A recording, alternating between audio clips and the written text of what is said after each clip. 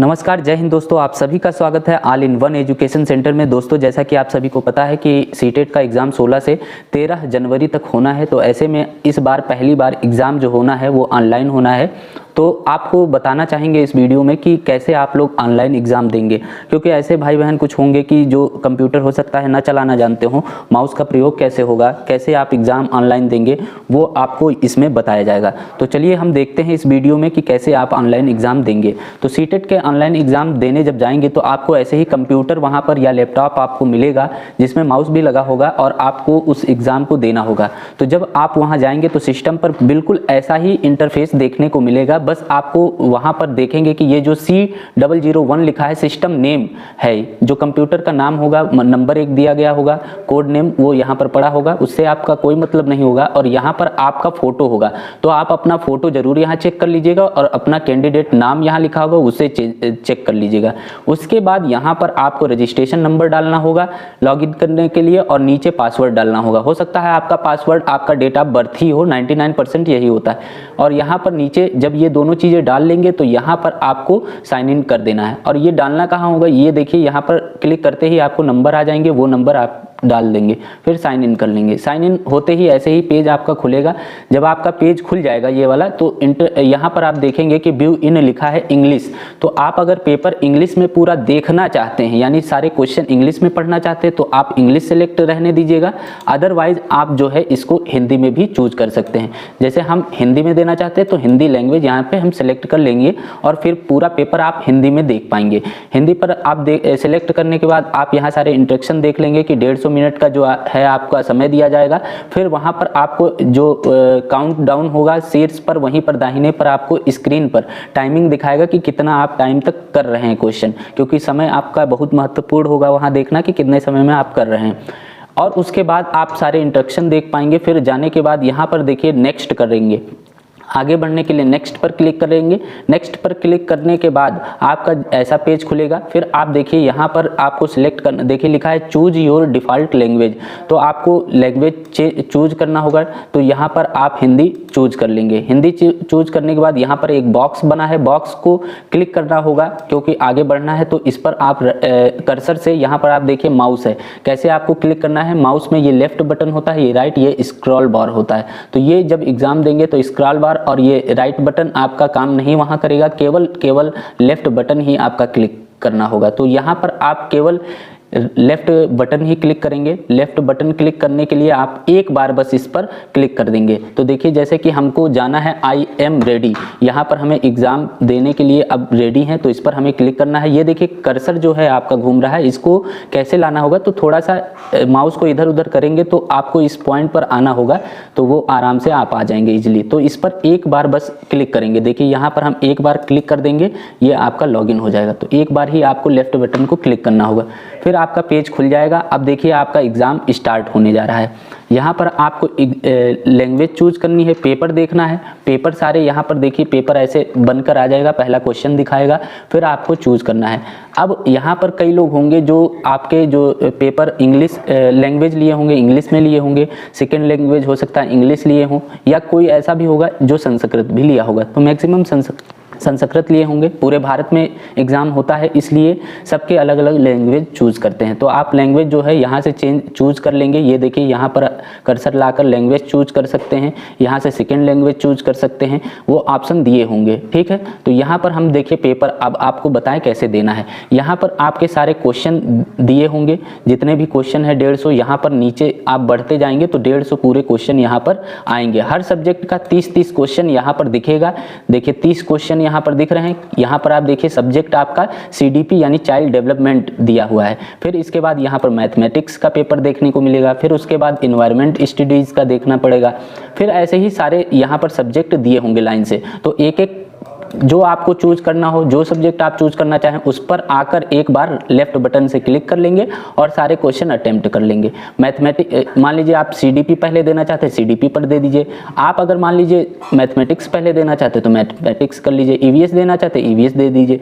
जो आपको सही लगे, जो पहले आप करना चाहें, उस पर उस सब्जेक्ट पर जाकर क्लिक करके एक बार लेफ्ट बटन से उन सारे क्वेश्चन को कर लें। तो चलिए देखते हैं हम कैसे क्वेश्चन को करेंगे।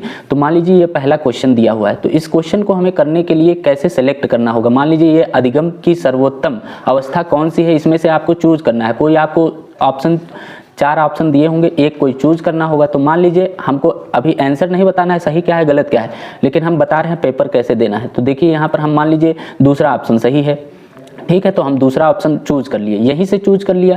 ठीक, यहाँ पर एक बार बस लेफ्ट बटन कर्सर लाकर लेफ्ट बटन को एक बार दबा देंगे। फिर यहाँ पर देखिए लिखा है save and next, save and next कर देंगे। ठीक, मान लीजिए आप जैसे कि सेव एंड नेक्स्ट कर दिए हैं, ठीक है। अगला प्रश्न कर रहे हैं, अगले प्रश्न में लिखा है दिव्यांगजन अधिकारी अधिनियम 2016 के अनुसार निम्न में से किस शब्दावली का प्रयोग उपयुक्त है। तो विकलांग छात्र या मंदित छात्र या छात्र जिसे शारीरिक दिव्यांगता हो या छात्र जिसका अशक्त शरीर हो। तो इनमें से कोई ऑप्शन हो सकता है, कोई सही हो, चारों में से कोई हम मान लीजिए ये तीसरा ऑप्शन चूज कर लिए। तीसरा ऑप्शन हमने चूज किया, हो सकता है ये सही है या नहीं सही है, ये आपके अंदर संदेह बना हुआ है कि आपको हो सकता है ये प्रश्न ना आता हो, तो आप कैसे क्या करेंगे। तो सेव एंड नेक्स्ट ना करके आप अगर करना चाहें मार्क एंड रिव्यू, यहाँ पर देखिए एक ऑप्शन दिया है मार्क एंड रिव्यू, यानी कि इस पर जब आप क्लिक कर लेंगे तो इसका मतलब यह होगा कि आपने उस क्वेश्चन को मार्क कर दिया है कि आप सारे पेपर कंप्लीट कर लें। उसके बाद आप उस प्रश्न पर फिर से जाकर आप अपना विचार देख सकते हैं कि इसका ऑप्शन क्या हो सकता है। हो सकता है आपके पास थोड़ा समय बच जाए और आप उस क्वेश्चन पर दोबारा जाके, यहाँ पर देखिए दूसरा क्वेश्चन आपने मार्क एंड रिव्यू किया था, तो वहाँ पर आप देखिए यहाँ पर आपके एक मार्क बन गया है कि आपको रिव्यू करना है। हो सकता है यहाँ पर इस बॉक्स के अलावा यहाँ हो सकता है राइट क्लिक बना हो, राइट जैसे आप देखते हैं सही गलत का चिन्ह, वैसे ही हो सकता है मार्क राइट का मार्क बना हो। तो यहाँ पर आप फिर से दोबारा जा सकते हैं,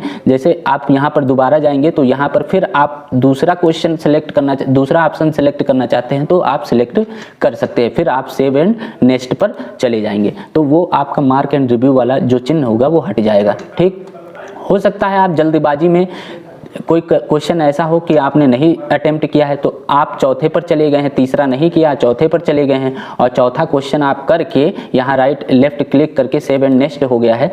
तो आप देखिए क्या ऐसे में क्या आप जान पाएंगे कि कौन सा क्वेश्चन आपसे छूट गया है। हो सकता है आप 300 क्वेश्चन में, एक सब्जेक्ट के 300 क्वेश्चन में कोई एक क्वेश्चन छूट गया है या 2 छूट गया है, तो कैसे आप पहचानेंगे कि ये वाला क्वेश्चन आपसे छूटा है।